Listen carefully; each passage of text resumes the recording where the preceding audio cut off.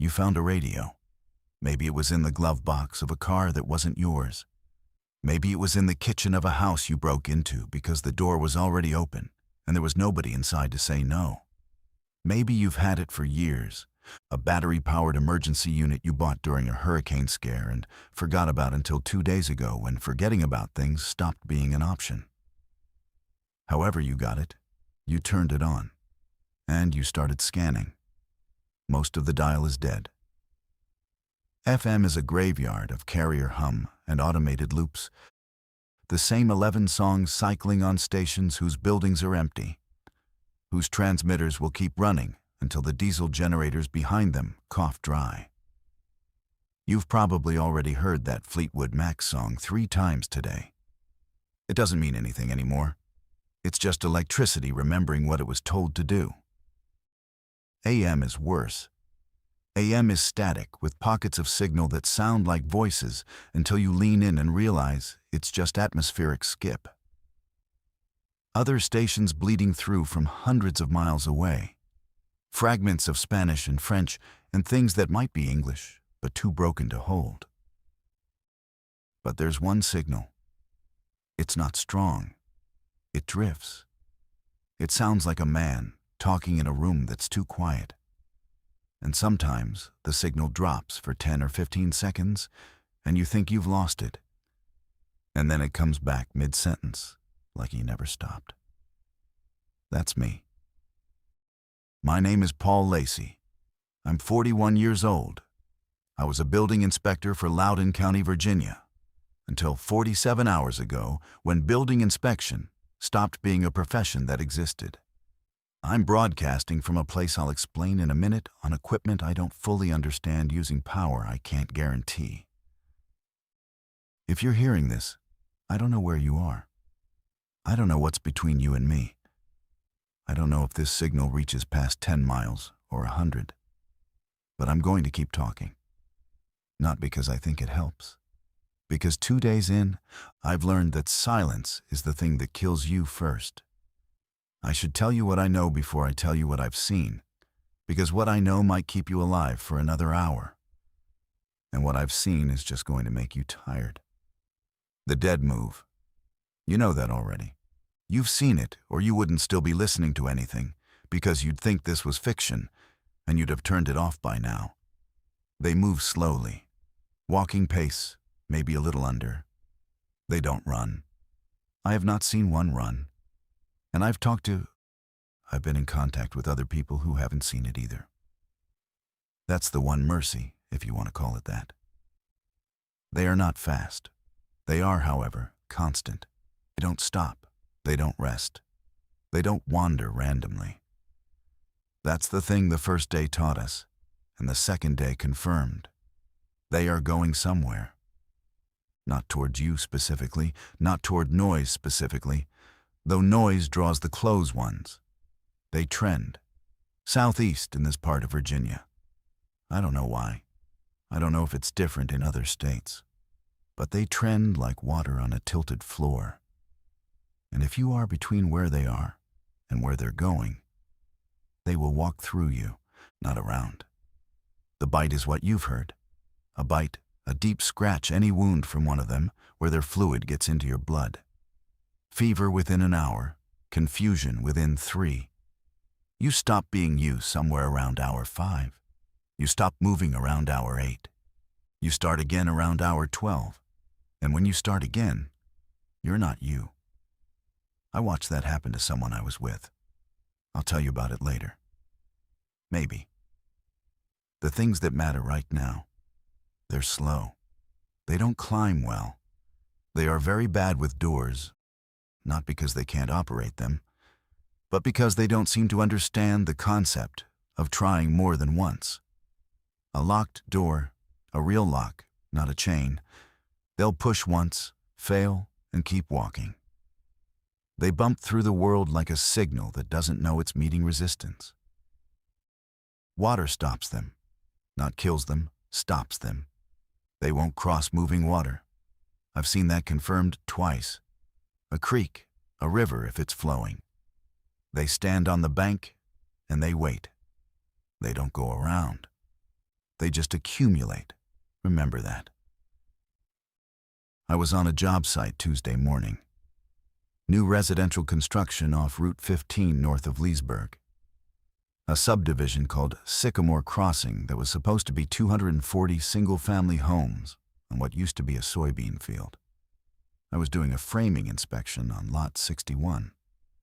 The builder was a guy named Darren, who I'd failed twice already for joist spacing and who greeted me that morning the way he always did, like I was a dentist who'd come to his birthday party.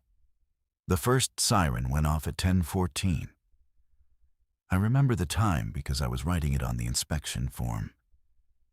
Loudoun County has an outdoor emergency notification system. Cold War holdover, upgraded in 2011, tested the first Wednesday of every month at noon. It had never gone off for a real event in my career. It went off at 10:14 on a Tuesday. Darren and I looked at each other. He said something like, "What, tornado?" and checked his phone. I checked mine. No alerts, no texts. We stood on the plywood subfloor of a half-built house and listened to the siren cycle twice, and then it stopped.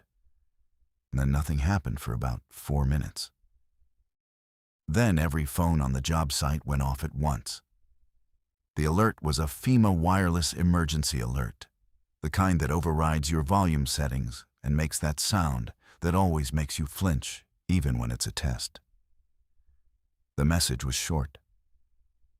I still remember it word for word because I read it 6 times, trying to make it make sense. Civil emergency. Shelter in place immediately. Avoid contact with any deceased persons. Lock all doors and windows. Do not approach hospitals or morgues. This is not a test. Further instructions to follow. Darren laughed. I remember that. He laughed and said, "Deceased persons?" Like it was the funniest phrase he'd ever read. The further instructions never followed. Over the next 90 minutes, in pieces, through phone calls and texts and the car radio and a civil war of contradictions on Twitter, the shape of it started to come through. Not the explanation, there is no explanation. There is still no explanation. I want to be clear about that, but the scope.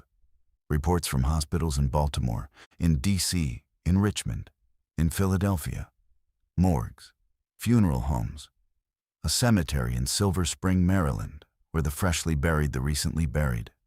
The ones who were still intact had moved. Not risen. That's the word people used on the first day. Risen. Like there was something theological about it. They didn't rise. They shifted. They started doing something with their limbs that looked like movement the way a photocopy looks like a signature. And then they walked, and they walked slow. And the ones who got in the way learned what a bite meant. By noon, Route 15 was a parking lot in both directions. And Darren was dead in the cab of his truck because he'd stopped to help someone on the shoulder who he thought had been in an accident. I should tell you where I'm broadcasting from, because if you're close enough to hear this, you might be close enough to reach me. And if you can reach me, you should. I'm at the Loudoun County Emergency Operations Center. That sounds more impressive than it is. It's a single-story concrete building behind the county government complex in Leesburg, built in the 80s, upgraded with communications equipment in 2007. It has a backup generator, a diesel tank that was 3/4 full when I got here, and a radio room with a transmitter that was designed to coordinate emergency services across the county. I did not break in. I was brought here by a sheriff's deputy named Corinne Walsh at approximately 6 p.m. on Tuesday, about 8 hours after the first alert. She'd been collecting people, driving through neighborhoods, checking houses, bringing anyone still alive and unbitten back to the EOC because it had walls, power, and communications. There were 19 of us by nightfall Tuesday. Corinne, me, a woman named Ann who worked at the Wegmans on Fort Evans Road, 3 teenagers from a travel soccer team whose coach was dead, a retired Marine named Bert, assorted others. 19 people in a building designed to hold maybe 12 comfortably. I'm going to tell you what happened to the 19. I'm going to tell you how that number changed. But I want to establish something first. This building has a radio that reaches beyond this room. And I know how to operate it because Bert showed me before. Because Bert showed me. And I have enough diesel for the generator to run approximately 4 more days at the rate I'm burning it. And there is a creek, a real creek, not a drainage ditch, that runs along the north side of this property, about 40 yards from the building. That creek is why I'm still here. The dead line up on the other side of it like they're waiting for a bus, dozens of them now. They stand, and they face the building, and they don't cross.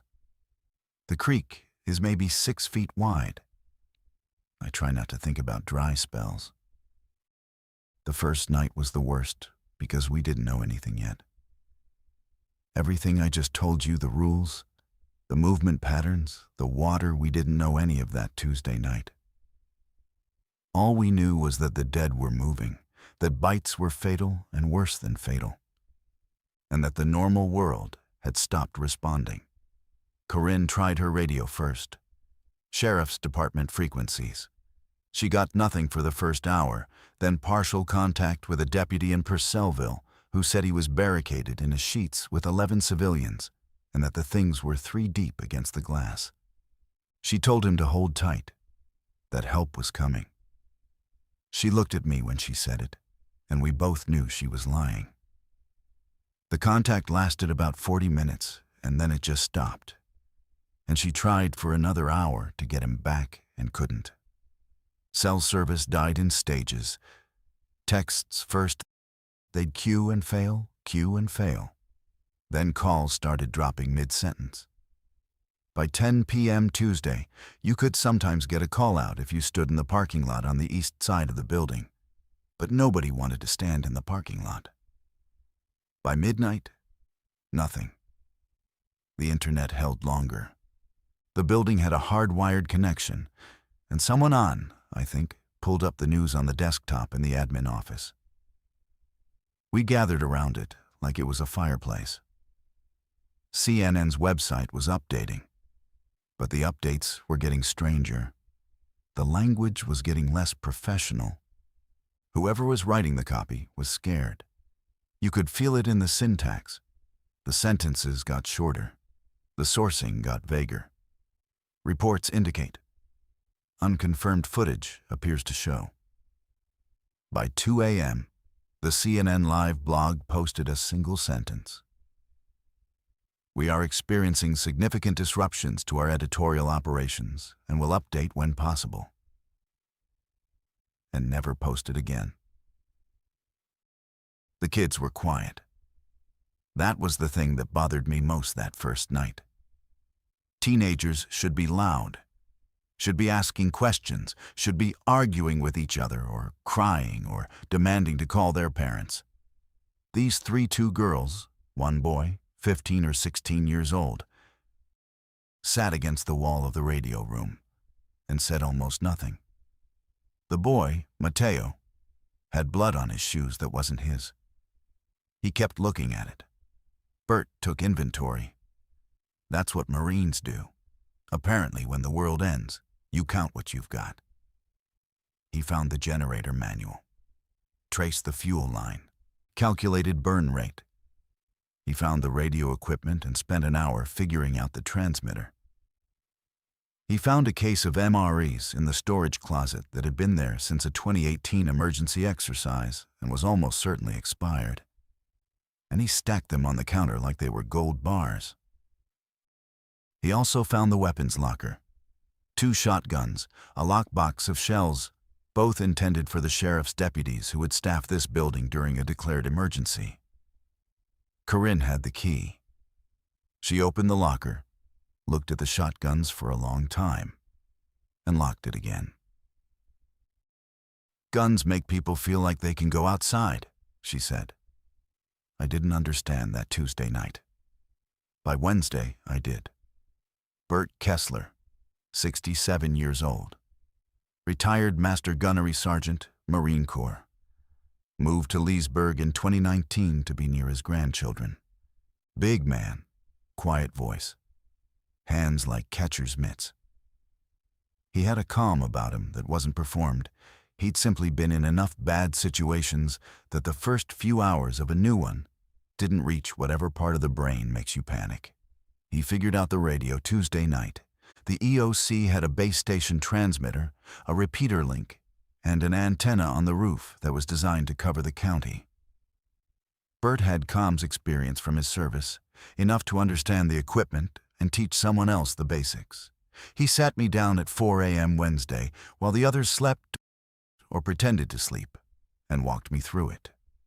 How to power up the transmitter, how to set frequency, how to adjust gain so the signal didn't clip, how to use the repeater to extend range, how to switch to battery backup if the generator died, how to broadcast on the NOAA weather band if everything else failed, which was technically illegal and which Bert said he did not care about even a little bit. He chose me because I asked questions. That's what he told me. You're the one who keeps asking what things do instead of what things mean. I think he meant it as a compliment. I took it as one. He also taught me the most important thing, which wasn't about the radio at all. Sometime around 5 a.m., with the building dark except for the emergency lighting and the glow of the transmitter panel, he told me that the biggest danger in a sustained crisis isn't the crisis. It's the decisions people make on the second day. First day, everyone cooperates, he said. Fear makes you cooperative. Second day, fear turns into something else. Turns into blame, turns into plans, turns into people thinking they know better than the group. Second day is when people go outside. I asked him what happens then.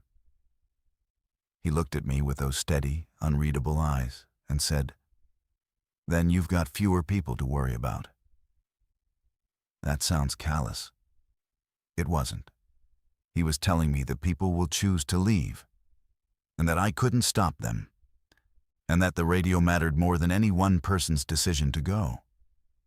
He was telling me to keep broadcasting, no matter who walked out the door. He was right about all of it.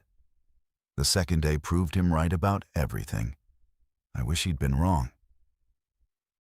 Dawn on Wednesday was the first time we understood the scale.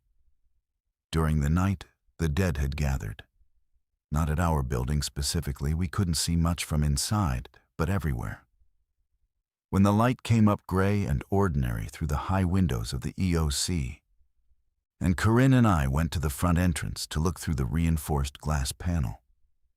The parking lot of the county government complex was full. Not packed, not a mob, but populated. The way a parking lot is populated at 11 a.m. on a weekday, figures spaced out, moving slowly, all in roughly the same direction, like the world's worst commute. They walked through the parking lot and continued south-southeast, threading between cars, bumping off light poles, stepping off curbs without looking down. Their feet made a sound. I'm going to describe it because you need to know what to listen for if you hear it outside your walls. It's a scuffing, not footsteps. Footsteps have rhythm, have the push-off that comes from intent. This is a scuff, like someone dragging furniture across a wood floor, continuous, arrhythmic, hundreds of them layered together into a texture of sound that doesn't stop. That sound is constant now.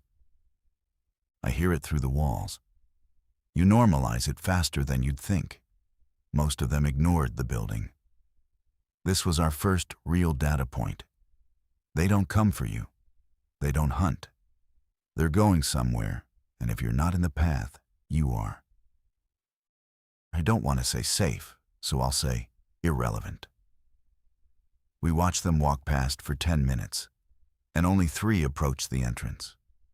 They pushed the door once, found it locked, and moved on. Exactly what I told you earlier. One push, then done. But here's what Wednesday morning also showed us. The scope. Because we got the radio working, Bert tuned across every emergency frequency he knew. And for about 2 hours, the airwaves were alive. A National Guard unit in Manassas, a hospital security team in Winchester, barricaded on the 4th floor. A man in Middleburg who said he was a veterinarian and had 6 people in his clinic. A woman who identified herself as a FEMA regional coordinator, broadcasting from a mobile unit somewhere near Front Royal, who sounded like she was reading from a script that hadn't been written for this. Every one of them reported the same thing. The dead were moving. They trended in a consistent direction. They didn't cross water. They were slow. They were everywhere. The FEMA woman estimated, and she used that word, estimated, like she was trying to maintain professional distance from the number that approximately 60% of the population of the DC metropolitan area was either dead, turned, or unaccounted for within the first 24 hours. 60%. I asked Bert if that was possible. He said he didn't think it was possible. He said he thought it was low. Let me tell you about the creek, because the creek is the reason you're hearing my voice. It's called Tuscarora Creek. Most people in Leesburg don't even know its name. It runs north of the government complex through a strip of trees and scrubby floodplain, maybe 6 feet wide, maybe 2 feet deep in the middle after normal rain. In a dry August, it's barely a trickle. In a wet spring, it floods the path beside it. It is an ordinary, unremarkable suburban creek. The kind of thing you'd step over without thinking about it. The dead won't cross it. We figured this out Wednesday morning when Bert and I circled the building's interior, checking every window, every door, every possible entry point. The south side of the building faces the parking lot and the road that's where they walk past. The east and west sides have no windows, just concrete block. The north side has an emergency exit and 2 small windows. And from those windows, you can see the tree line and the creek. That's where they stand. 13 of them, Wednesday morning. Standing on the far bank, facing the building, perfectly still. Not pushing forward, not wandering. Just standing in the tree line at the edge of the water. Their feet inches from the mud of the bank, like the creek was a wall they could see, but we couldn't. Why? I asked. Bert didn't answer. Bert was not a man who speculated about things he couldn't test. Corinne said, running water. There was something online before the internet went down. People in Pittsburgh were saying the rivers were acting like barriers. The ones who made it to the bridges overflowing water, they said the things wouldn't follow. It's not deep, it's not wide, it's not fast. It's October, and we haven't had real rain in 2 weeks. And every day I look at that creek and try to estimate how much lower it is than the day before. I don't have instruments. I don't have a rain gauge or a stream gauge or any way to predict the weather beyond looking at the sky. I look at the sky a lot. Right now, the creek is flowing. Right now, it's enough. Every conversation I have with myself at 3 a.m. starts with the words, "What if it isn't?" His name was Alan Brightman, the vet in Middleburg. He became our most important contact on Wednesday, not because he had answers, but because he had observations. And observations were the only currency that mattered anymore.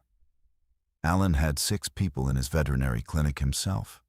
His technician, a family of 3 who'd driven into town trying to reach relatives, and an old man named George who had walked in off the street carrying a cat. The clinic was a solid brick building with a single entrance and small windows, and Alan had enough sedatives and surgical supplies to handle wound care, which put him ahead of most survivors in terms of medical capability. What Alan had that nobody else seemed to have was a methodical habit of documentation. He'd started writing things down within hours of the first alert. Times, directions, behaviors. He watched the dead the way he watched animals, not with fear or revulsion, but with clinical attention to what they actually did, versus what he expected them to do. On Wednesday afternoon, over the radio, he shared his notes with us. I'm going to relay what he said because some of it might matter to you, wherever you are. First, they don't eat. The popular image, and believe me, we all had the same popular image in our heads. We'd all seen the same movies, is that the dead consume the living. Alan said he'd watched them for 18 hours and had not seen one eat anything. They bite. The bite is how it spreads. But they don't feed. They bite and they move on. This isn't predation. He was very clear about that. This is transmission.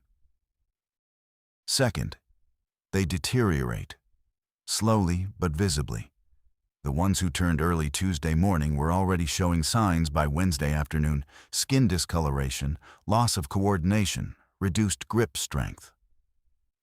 Alan estimated that a turned individual had a functional period of maybe 4 to 6 days before physical degradation made them effectively immobile.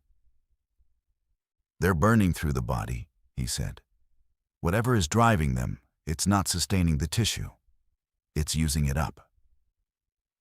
Third, and this was the one that made the room go quiet, they respond to each other.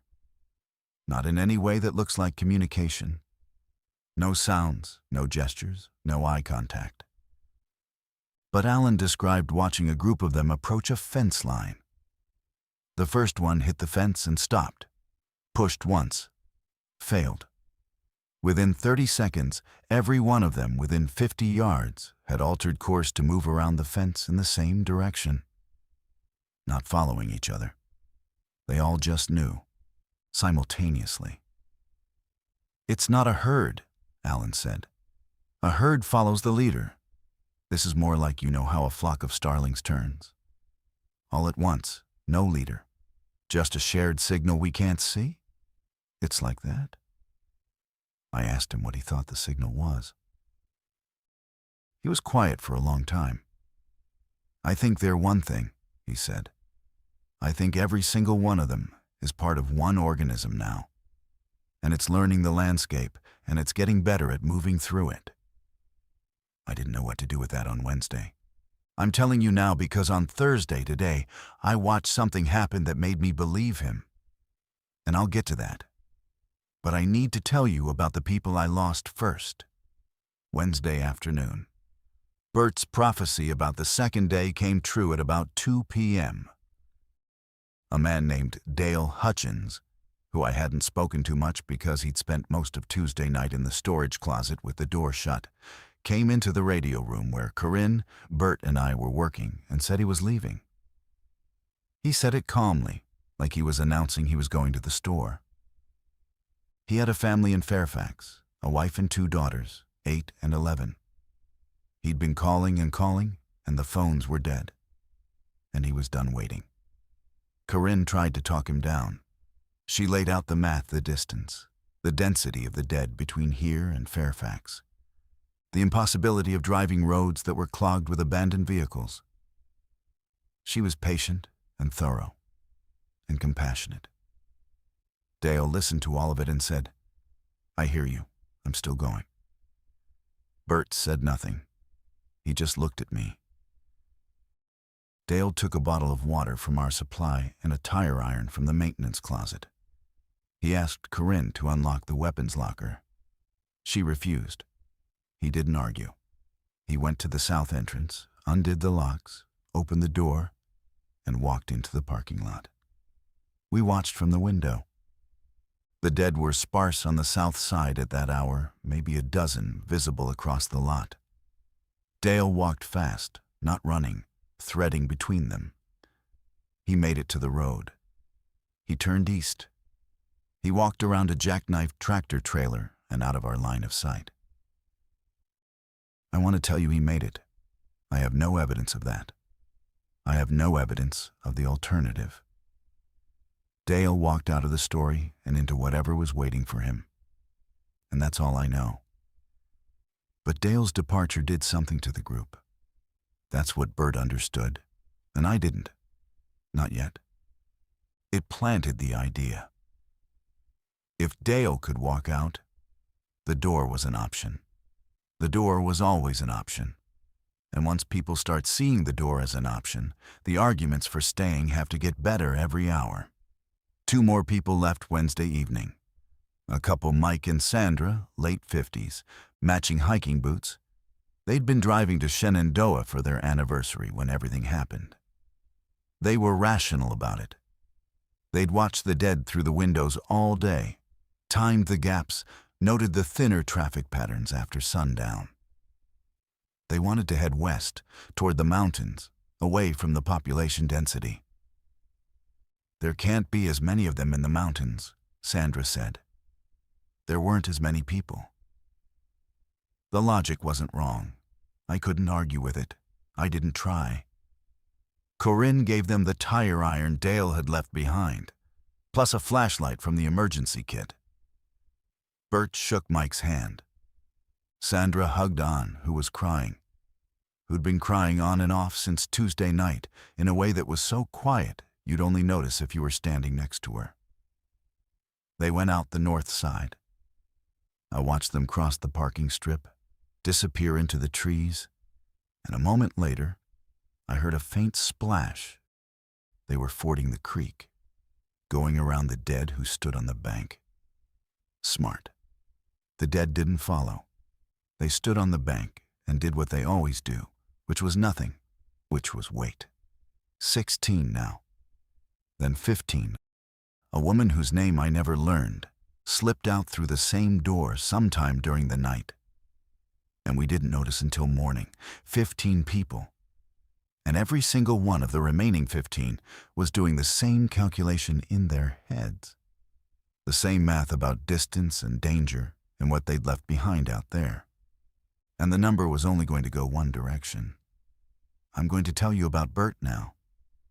And I'm going to do it quickly because I owe him that he wouldn't want me to make it dramatic. He'd want me to say what happened and move on to the useful information. Wednesday night. Late. Maybe 1 in the morning, now technically Thursday. Most people were asleep or at least lying down in the main conference room we'd turned into a dormitory. Corinne was on watch at the south windows. Bert and I were in the radio room, running a scheduled check-in with Alan in Middleburg, who'd been sharing updated observations. Bert complained about his arm, his left arm. He said it felt heavy, said he'd probably slept on it wrong.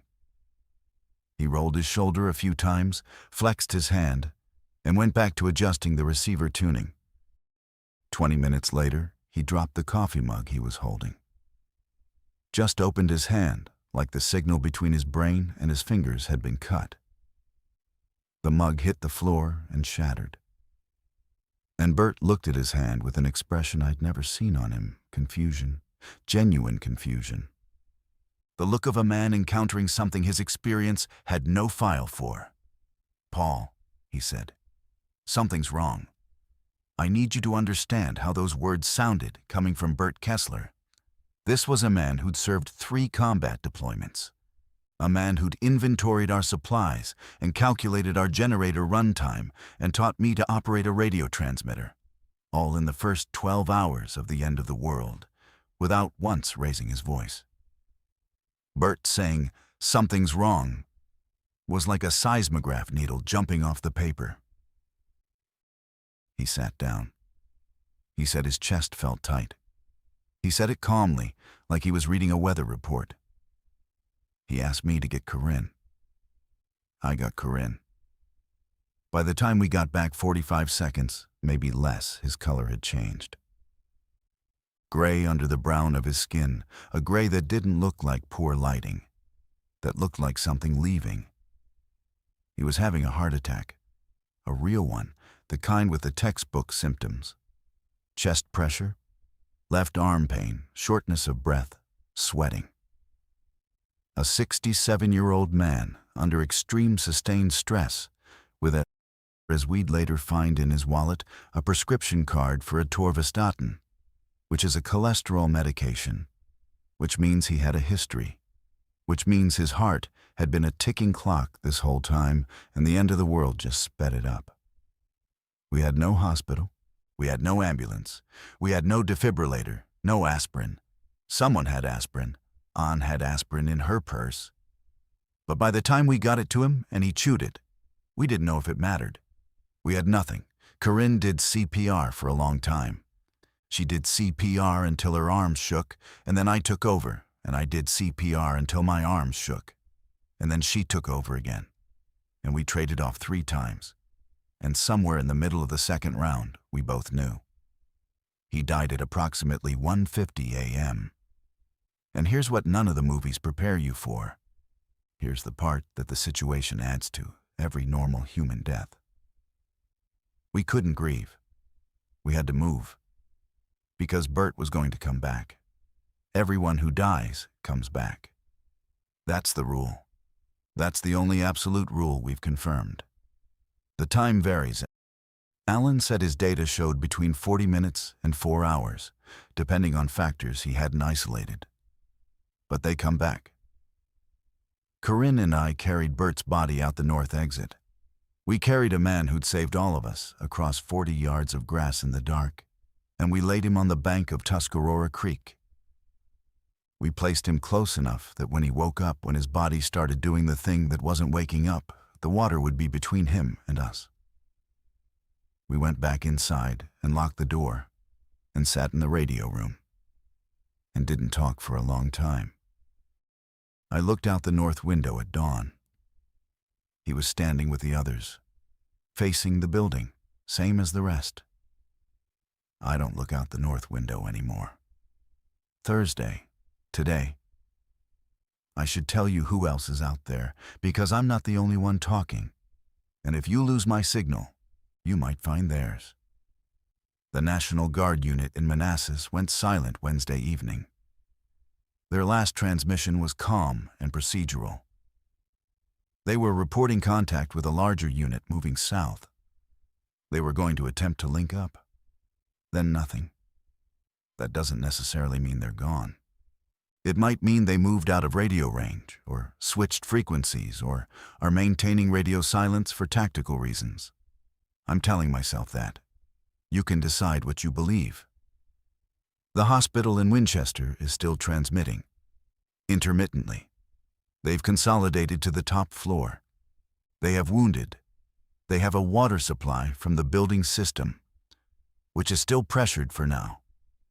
Their biggest problem isn't the dead, it's the dead inside the hospital.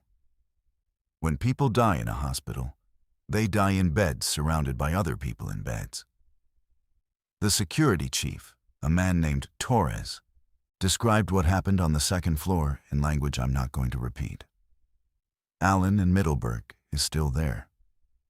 He's lost one of his 6. The old man, George, left to find his wife. The cat stayed. Alan has been sharing increasingly detailed behavioral observations, and I've been relaying them on this frequency whenever I broadcast, because information is the only weapon that works. And there's one more. Picked her up late Wednesday night on a frequency I wasn't even scanning. She bled through on a harmonic. A woman who identified herself as Dr. Lena Park, broadcasting from Johns Hopkins Applied Physics Lab in Laurel, Maryland. She's some kind of research physicist.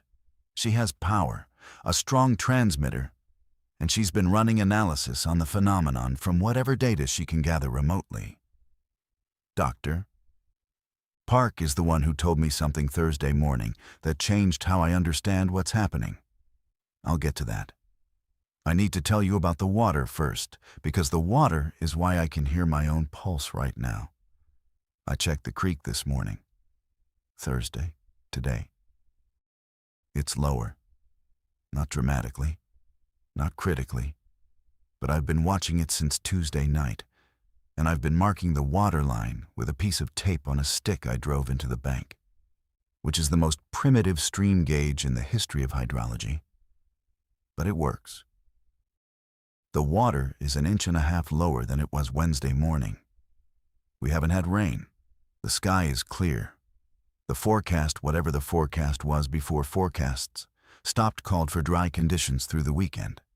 1.5 inches in 30 hours. I did the math. At that rate, the creek drops below a functional flow, sometime Saturday night or Sunday morning. I have 2 days to figure out a plan, maybe less. Thursday morning, today. My 4th broadcast window. I've been transmitting in 2-hour blocks to conserve generator fuel, 3 times during the day, once at night. This morning's block started at 7, and within 15 minutes, Dr. Park was on frequency. She'd been working through the night. You could hear it in her voice. Not the fear. She didn't sound afraid.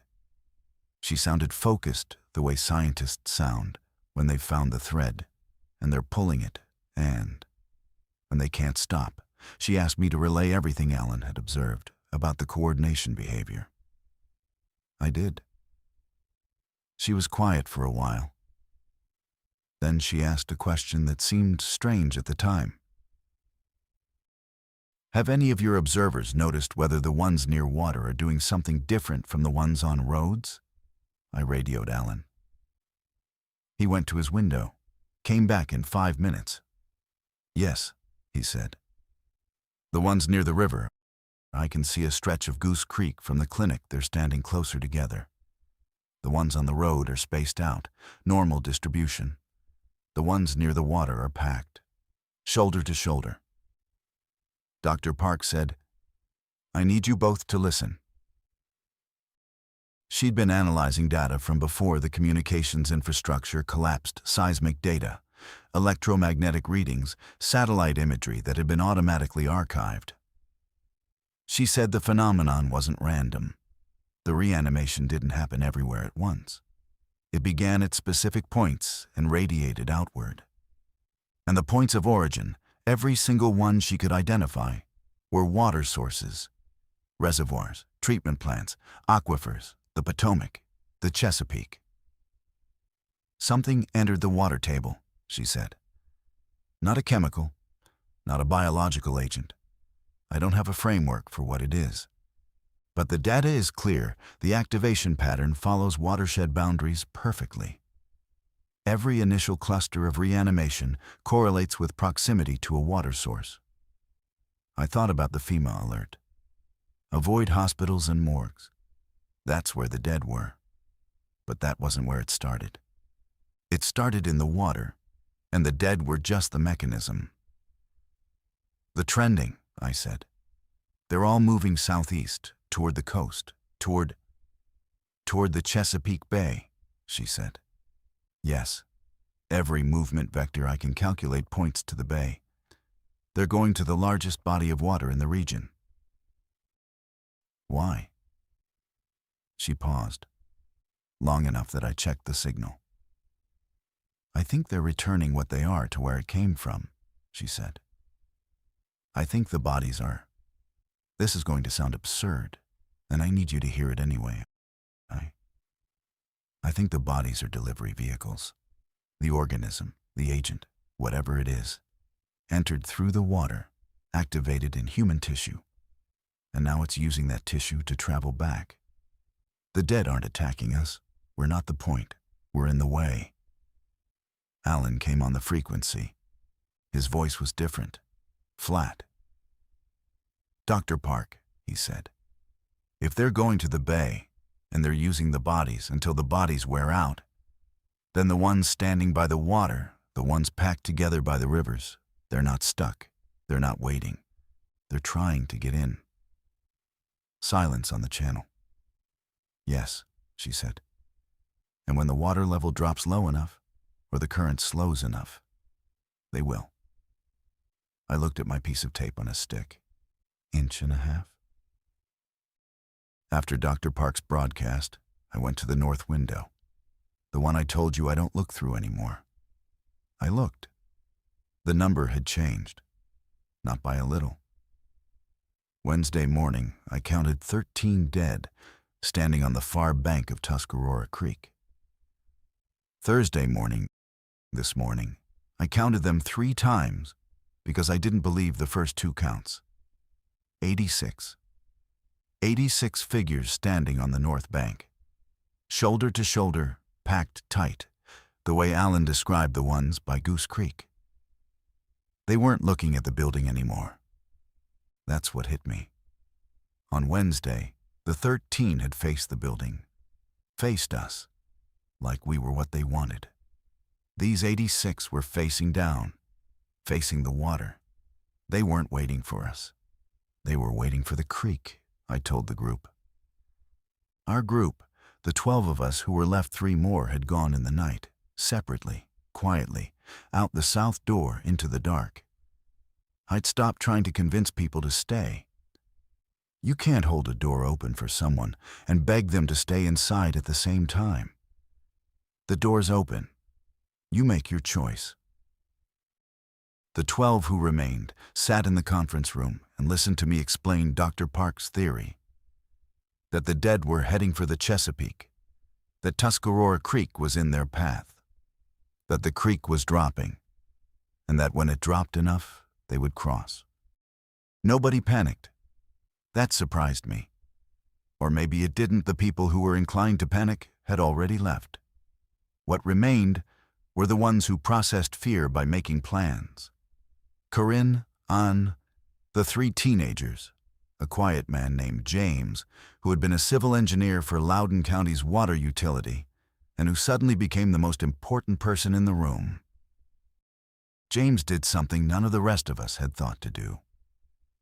He pulled up the facilities map from the EOC's own filing cabinet, a printed map, paper, no electricity required, and traced the path of Tuscarora Creek. He showed us where it connected to broader drainage, where it narrowed, where it was fed by storm runoff from the developments uphill. Then he said something that was either the best idea any of us had heard in 2 days, or the most dangerous. There's a stormwater retention pond 400 yards upstream, he said. It feeds the creek. It's got a control valve, a manual gate valve, nothing electric. If we close that valve, the creek drops to nothing by tomorrow morning. But if we open it wider, and I mean all the way, we can dump the pond into the creek. It won't last forever. Maybe 48 hours of increased flow. But it would keep the water level up. Maybe bring it up. I looked at Corinne. 400 yards, she said. Through the trees, past them. The valve is on the upstream side of the pond, James said. Away from where they're standing. The ones on the bank are downstream of the pond. I'd be approaching from the opposite direction. He wasn't asking permission. He was explaining. Corinne unlocked the weapons locker. I need to tell you what happened at noon today because it's the reason my hands haven't stopped shaking. And if I don't say it now, I'll find a reason to skip it, and you need to hear it. My noon broadcast window. I powered up the transmitter, announced the frequency, began my standard relay conditions at the EOC. Latest observations, Dr. Park's water origin theory. Routine by now. 2 days in, and I have a routine. The absurdity of that isn't lost on me. Halfway through the broadcast, I received a transmission on a frequency I hadn't published. Not the guard frequency, not Alan's frequency, not Dr. Park's. A frequency I'd only used once, Tuesday night, trying to reach my wife. My wife Lynn is in Annapolis. She was visiting her sister when the alerts went out. Annapolis is on the Chesapeake Bay. Annapolis is where they're all going. The transmission was her voice. Paul? Paul, it's Lynn. Can you hear me? We're at Jenny's house. We're okay. Paul, please, we need help. There's so many of them here, Paul. They're everywhere. They're in the water. Paul, can you come? Can you come to us? Paul, please. Her voice. Her exact voice. The way she says my name with a little catch before the L. The way she breathes between sentences, quick and shallow when she's scared. I've heard that breathing during thunderstorms, during the call when her mother was in the hospital, during the earthquake in 2011 when the house shook for 10 seconds and she grabbed my arm. Her voice. on a frequency that nothing should be broadcasting on equipment that Lynn does not have and does not know how to operate. From a city 70 miles away, well beyond the range of anything she could be using. I almost answered. My hand was on the transmit key. My mouth was open. The response was already formed. Lynn, I'm here. Where exactly are you? I'm coming. The most natural response in the world. The response that every part of my body was designed to give. Alan's observation came back to me. They respond to each other. A shared signal we can't see. Dr. Park's theory. Something entered the water. Bert's voice in my memory. Second day is when people go outside. I did not press the key. The transmission repeated. Identical. Same cadence, same breath pattern, same words. Exactly identical. The way a recording is identical. The way a thing that learned a pattern and reproduced it perfectly would be identical. It repeated 4 times over 10 minutes. Lynn's voice, asking me to come to the water. Then it stopped and did not return. I sat in the radio room with my hand on the key and my chest so tight, I thought I was having the same heart attack that killed Bert. The room was very quiet. The generator hummed. Outside, the scuffing sound continued, constant, arrhythmic, the sound of a world being walked somewhere it didn't ask to go. I did not answer. I don't know if it was really her. I don't know how to live in a world where it might have been. One of the teenagers, Matteo, the quiet one with the blood on his shoes, he came to me this afternoon. First time he'd spoken more than 3 words to anyone. He said he'd been watching the ones on the north bank through binoculars he'd found in a desk drawer. He said he'd been watching them all day. He said he'd noticed something, and he didn't want to tell the group because he didn't want to scare the other kids. But he needed to tell someone. They're getting closer, he said. I said I knew. I said there were more of them. No, he said. Not more of them. The same ones. They're closer to the water. This morning, the front ones were like 2 feet from the edge. Now they're less than a foot. They're not walking into the water. They're leaning. Like they're testing it. Like they know it's getting weaker. I went and looked. He was right. The front row, and there was a front row now, a visible line, organized, packed, was closer to the waterline than it had been at dawn. Some of them had their feet in the mud of the bank. One of them had a foot in the shallow edge where the water barely covered gravel. It didn't cross, but it was touching the water. Tuesday night, they wouldn't go within 5 feet of the bank. Mr. Lacey, Matteo said, and the formality of that, a teenager calling me Mr. during the apocalypse, almost broke me. Mr. Lacey, I don't think the water stops them. I think it slows them down, and I think whatever is in them is figuring out how to deal with it. 16 years old. Blood on his shoes from his soccer coach. Watching the dead through office binoculars and drawing conclusions that Dr. Park hadn't reached yet. I radioed Alan and told him what Matteo observed. He checked his own group near Goose Creek, confirmed it. The ones near his position had moved closer to the waterline since morning. I radioed Dr. Park. She went quiet for a long time. When she came back, her voice had changed. The scientific excitement was gone. What replaced it was something I recognized because I'd been hearing it in my own voice for hours. "How fast is your creek dropping?" she asked. I told her, 1.5 inches in 30 hours. "You need to leave that building," she said. "You need to leave tonight." James went for the valve at 4 p.m. He took one of the shotguns, a wrench from the maintenance closet, and a hand-drawn map he'd made from the facilities diagram. Corinne went with him as far as the tree line to cover his approach, carrying the other shotgun. The plan was simple. Go upstream through the trees on the near side of the creek, staying south of the water. Reach the retention pond, which was uphill and to the west, away from the dead gathered on the north bank downstream. Open the gate valve to maximum flow. Come back. We estimated 20 minutes, 25 if the valve was stiff. They left through the north exit. From the window I told myself I wouldn't look through. I watched them cross the grass and disappear into the scrubby trees along the creek bank. The dead on the far side didn't react.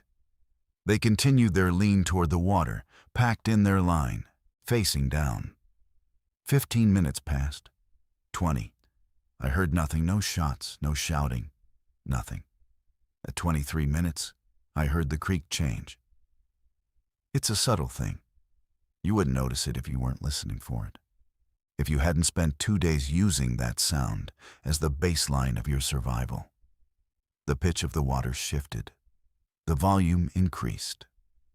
Not dramatically, not a flood, not a rush, but the lazy murmur thickened into something with body, with push.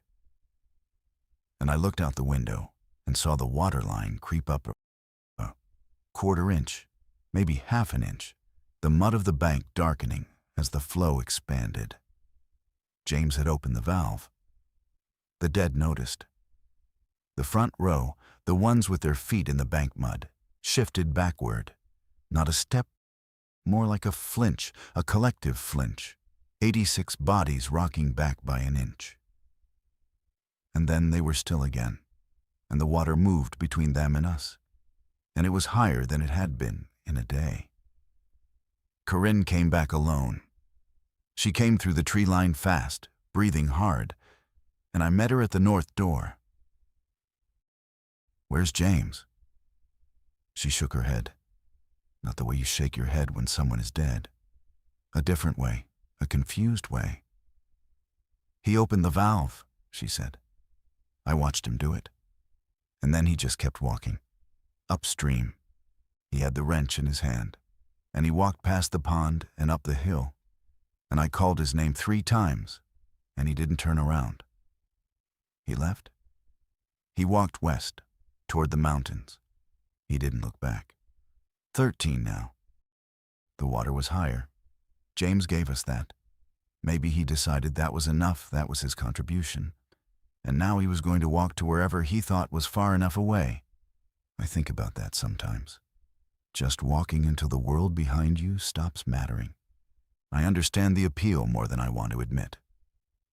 6 p.m. Thursday. Sunset in about 90 minutes. Corinne called everyone into the conference room. There were 13 of us. Corinne, me, Anne, Mateo, and the 2 girls Isa and Brianna. The rest a mix of people whose names I knew, and whose stories I'd only half heard between transmissions. 13 people in a concrete building behind a creek that was being held up by a retention pond that might give us 2 days. Corinne stood at the front of the room.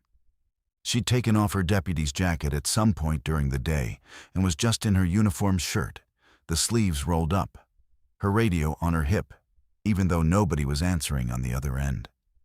She looked like she'd aged 10 years since Tuesday. "I'm not going to sugarcoat this," she said. "The creek is buying us time.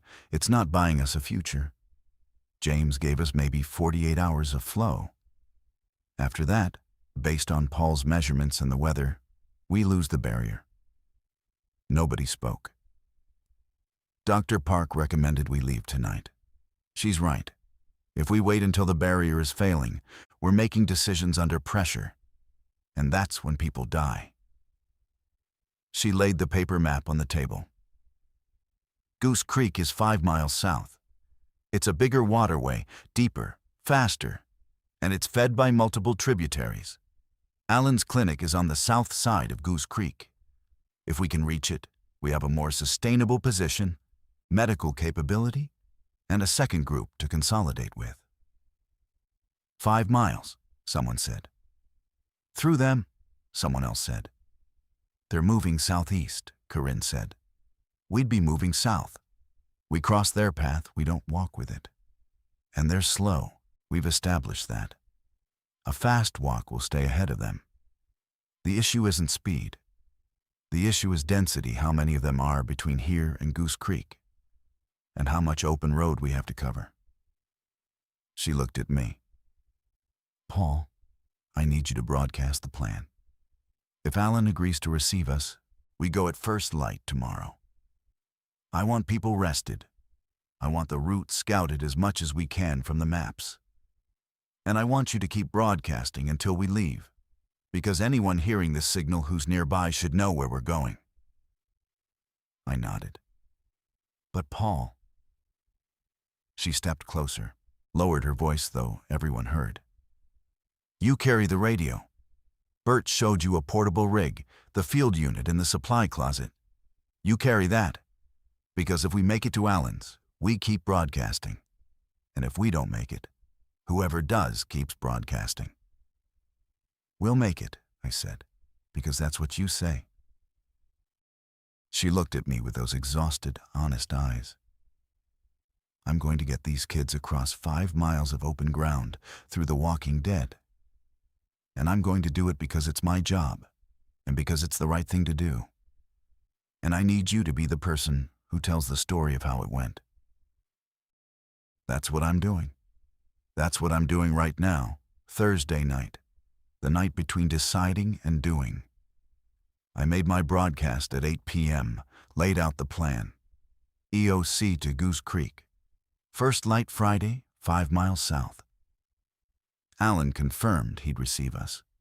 He said Goose Creek was holding strong, wider, deeper, faster than Tuscarora. He said his position was defensible. He said to bring everyone. Dr. Park listened. She said the water theory supported the move. Larger waterways would provide better barriers for longer. She also said something I've been turning over in my head all night. Paul, the bay is filling. She said it simply, like a weather observation. Satellite imagery she'd pulled from an automated archive before the systems went fully dark showed the Chesapeake's shoreline changing. Not the water level, the shore. The dead were reaching it. From every direction, from every tributary and highway and suburban street that fed toward the coast, they were reaching the bay. And they were walking in. Not stopping at the edge. Walking in. Submerging. The water that stopped them at creeks and rivers didn't stop them at the bay, or they'd overcome whatever resistance it offered. When this was the thing she said in the quietest voice I'd heard from her. Or the bay was where they were supposed to go all along, and resistance was never part of that equation. They're delivering something to the water, she said, or returning something to it. I don't know which.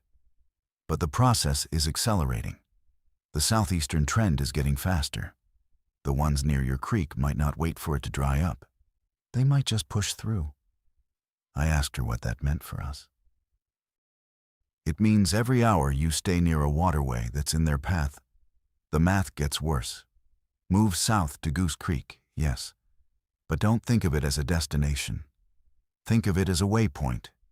Then keep going. Get inland. Get uphill. Get away from every watershed that feeds the Chesapeake.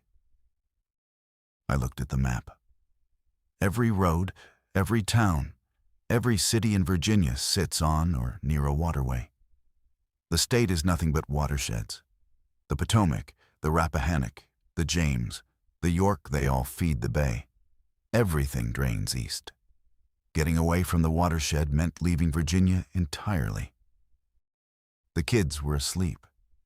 Corinne had them in the conference room, on couch cushions she'd pulled from the admin offices, covered with emergency blankets from the kit.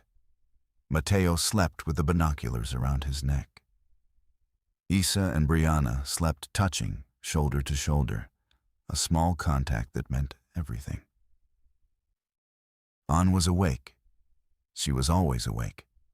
She sat in the radio room with me during my night broadcast window, not because she had anything to say, but because, I think, the sound of the radio filled something that the silence made worse. She asked me once if I thought the people who left made it. I said I didn't know. She asked me if I thought we'd make it. I said we would, because that's what you say. She looked at me the way Corinne had, with those eyes that knew I was performing a certainty I didn't feel. And she accepted the performance. And she sat with me while I broadcast into the dark. And the generator hummed. And the creek kept flowing for now, and the dead stood on the bank and leaned toward the water and waited for whatever was keeping them out to stop. 3 a.m. Friday morning. 5 hours until we move. I stepped outside. South side, the side away from the creek, away from the gathered line. The air was cold for October, colder than it should be. Or maybe that's just what fear does to your skin. The sky was clear. Stars everywhere, more than I'd ever seen from Leesburg. Because for the first time in decades, there were no lights. No sodium glow from the developments, no headlights on Route 15, no blue wash from a million screens in a million windows. The stars looked the way they must have looked before any of us were here. The parking lot was almost empty. The dead had thinned on the south side, trending southeast, following the pull, leaving us behind as they went wherever they were going. I could hear the scuffing in the distance, a low, continuous sound like sand through an hourglass, but the immediate area was still. I stood in the dark and I breathed. Lynn's voice came back to me. The transmission at noon. Her voice, her breathing, her way of saying my name, asking me to come. Come to the water. I don't know if it was her. I don't know if she's alive. I don't know if Annapolis is even a place anymore, or if it's just a name for a section of the bay where the dead walked in and didn't stop. I can't go east to find out. East is where they're going. East is the water. And whatever is in it, and whatever is being built there from the bodies of everyone I used to share a country with. West. We go west, inland, uphill, away from the watersheds. If she's alive, she'll have to go west too. Everyone who's alive will have to go west. The math doesn't work any other direction. If you're hearing this, go west. I went back inside. I locked the door. I sat down at the radio. 4 hours and 47 minutes until dawn. 5:30 a.m. Friday. I woke the building, not that most people were sleeping. Corinne had been up since 4, rechecking the route on the paper map, marking alternate paths with a red pen she'd found in a desk. Ann had packed the remaining MRS into a duffel bag with the water bottles and first aid supplies. The quiet organization of people who've decided to do something and are done being afraid of the decision. The field radio unit was in a hard case in the supply closet, exactly where Bert had said it was. A portable transmitter, battery-powered, with a telescoping antenna and a range Bert had estimated at 5 to 10 miles, depending on terrain. It weighed about 30 pounds. I strapped it to my back over a frame pack that held the batteries and my water. Corinne distributed the rest of the supplies. Each adult carried something. Water, food, the first aid kit, flashlights, the 2 shotguns. She gave Mateo the binoculars and told him he was the scout, which was the right call. He'd been watching harder than any of us. The plan: south through the residential streets behind the government complex, cross Route 7 at the Walmart intersection where the terrain is open and visibility is good, then follow the Greenway Trail that parallels Sycamore Creek south toward Goose Creek. The Greenway runs along water, Corinne's idea. If the dead avoid flowing water, then a path that follows a creek gives us a corridor they won't enter. We walk the bank like a road. Simple, clear. 5 miles. A 90-minute walk under normal conditions. Under these conditions, Corinne estimated 3 hours, maybe 4, depending on what we found. I made my last broadcast from the EOC at 5:45 a.m. I told anyone listening the frequency I'd be on once I switched to the portable unit. I told them the route. I told them Goose Creek, Allen's Clinic, South Side. Then I shut down the base station transmitter. The hum it had been making since Tuesday night, that low, warm electrical tone that had been the background of every thought I'd had for 2 days, went silent. The building felt dead without it. Corinne opened the south door. The sky was going from black to gray. "Stay together," she said. "Stay quiet. Don't stop for anything that isn't alive." We walked out. The first mile was empty. Not quiet. Nothing is quiet anymore. There's always the scuffing somewhere. Always the distant texture of movement, but empty of immediate danger. The residential streets behind the government complex were abandoned. Cars in driveways, doors open, a sprinkler running on a lawn, the timer still doing its job, water arcing across grass that nobody would ever mow again. Still doing its job. Water arcing across grass that nobody would ever mow again. The normalcy of it was worse than any horror. A bicycle on its side in a driveway. A school backpack on a porch. A dog, a living dog, watching us from behind a fence, not barking, just watching with the quiet patience of an animal that had already started to understand it was alone. Brianna made a sound when she saw the dog.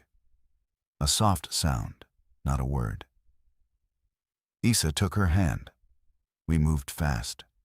Corinne on point with the shotgun, me in the middle with the radio, Mateo scanning with the binoculars from the rear. The street sloped downhill toward Route 7, and as we descended, we could see the road. Route 7 was a river of metal. Cars, trucks, SUVs, a school bus, all stopped, all empty, doors open, a tableau of the moment when everyone tried to drive east or west, and nobody could because everyone else was trying to do the same thing. The silence of it was enormous. A 4-lane highway packed with vehicles and making no sound at all. We picked our way across, over hoods, between bumpers, through the narrow gaps between cars that had tried to use the shoulder and gotten wedged against the guardrail. Corinne moved through it like a woman clearing rooms, checking each vehicle interior before letting the group pass. Most were empty. 2 weren't. I won't describe them except to say they were in the back seats, and they were small, and Corinne positioned herself between them and the kids, and nobody said a word. Past Route 7, the terrain opened. The Walmart parking lot was vast and flat, and we crossed it at a jog, the fastest we'd moved together, because flat and open meant visible, and visible was where you didn't want to be. Then the Greenway, Sycamore Creek, running south, flowing, still flowing. Thank God, through its little suburban channel lined with paved trail and decorative plantings. The most manicured apocalypse corridor you can imagine. Corinne's plan worked. The creek bank was clear. On the far side of the water, we could see them dead, walking, trending southeast in their relentless, untiring drift, but they didn't cross. They moved past on the opposite bank like traffic on a highway, and we walked south on ours, and the water was between us, and it held.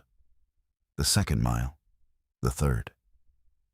The sun was fully up now, warm on our faces, and I want you to know that warmth mattered. After 2 days of fluorescent light and concrete walls and the hum of a generator, the sun on my face made me feel something I hadn't felt since Tuesday morning, which was that the world was still a physical place that existed and included me in it. Mateo called out from the back, low, controlled. "Mr. Lacey, 9 o'clock. I looked left. Through a gap in the tree line, across a parking lot, I could see them. Not a dozen, not 100, a mass, a flow. Like a parade with no floats and no music and no end. They moved through the commercial district east of us in a broad, steady stream, hundreds wide, all trending the same direction, all making that scuffing sound that multiplied into something like wind through dry leaves. The sound filled the air above the trees. It was the sound of a migration. And they were all going to the bay. I thought of Doctor, Park, delivering something, returning something. The bodies are vehicles. I thought of Lynn. I kept walking. We reached Goose Creek at 9:20 a.m. It was everything Alan had described, and everything Tuscarora Creek wasn't. 30 feet wide, running fast over a rocky bed, deep enough in the center that you'd have to swim. The sound of it, the muscular, constant, thick sound of real moving water, was the most beautiful thing I'd heard since this started. It sounded like safety. It sounded like time. Alan was waiting on the south bank. He'd walked from his clinic a quarter mile to meet us at the Route 50 bridge. He looked like we looked exhausted, thinner than a person should get in 2 days, alive. His technician was with him, a young woman named Sarah, who was carrying a medical bag and scanning our group with a professional eye of someone assessing wounds before anyone reports them. We crossed on the bridge.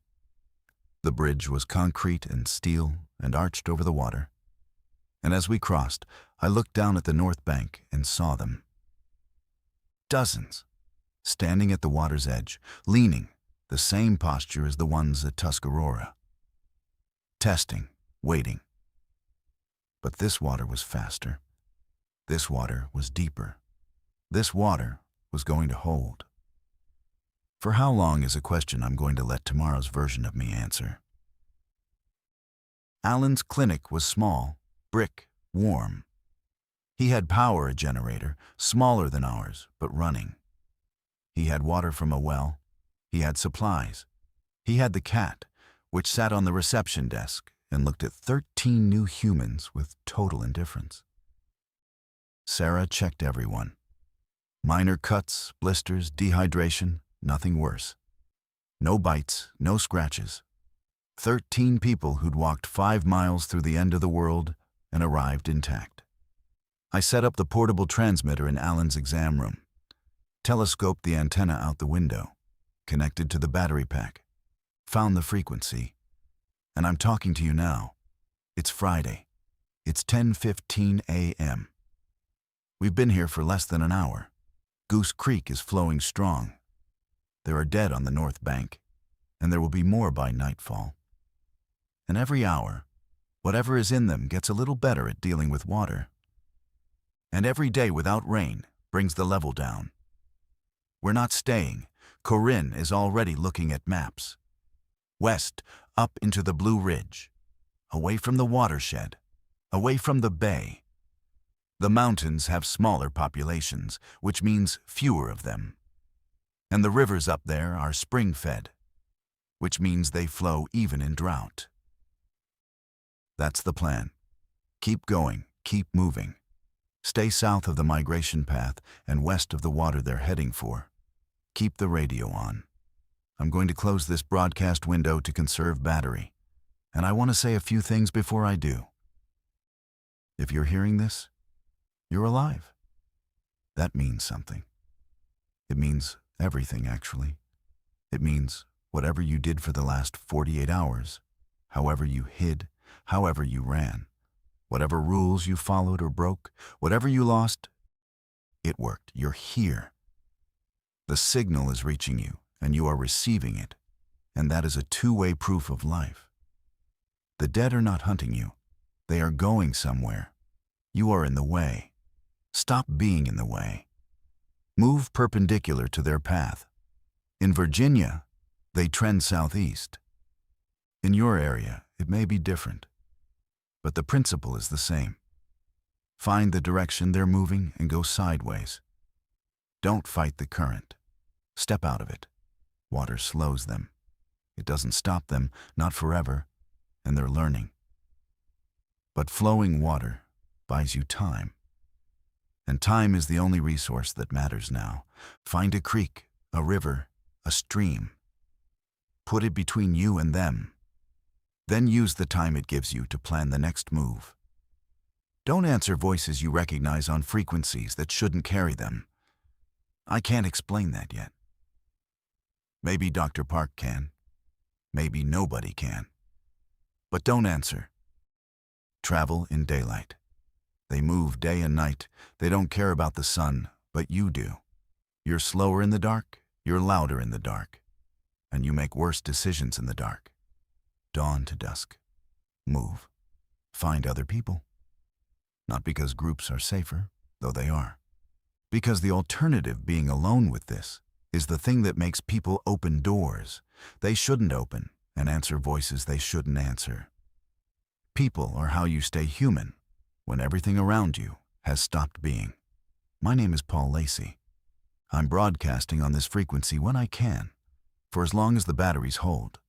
I'm moving west. If you're moving west too, listen for me. I'll be on the air.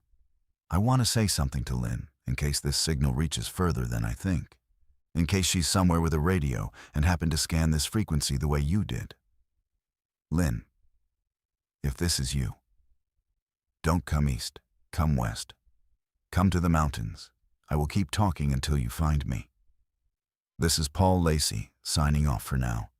Next window opens at 6 p.m. this frequency. Go west. Stay moving, stay loud. I'll be here. The signal holds for a moment after he stops talking. You can hear the room, a small room, equipment hum, someone moving in the background. A woman's voice, maybe Corinne, says something too low to catch. A door opens and closes. Then the generator sound, steady, mechanical, alive. Then the click of the transmitter powering down. Then static. You hold the radio for a while. You listen to the static, which isn't really silence. It's the atmosphere. It's electrical noise. It's the space between stations, where signals used to be and aren't anymore. It's the sound of a country's infrastructure still running on inertia. Transmitters cycling through empty playlists, automated systems performing their last instructions. A machine the size of a continent winding down. Somewhere in that static, if you listen, there's a Fleetwood Mac song playing on a station whose building is empty. Somewhere west of you, a man with a radio on his back is walking toward the mountains with 12 other people and a plan that might work or might not. Somewhere east, the dead are walking into the bay. 6 p.m., he said 6 p.m. You set the frequency. You wait. This is Lost Signal Broadcast. Subscribe and turn on the bell for the next signal. Leave your report below. Until then, keep your radio close.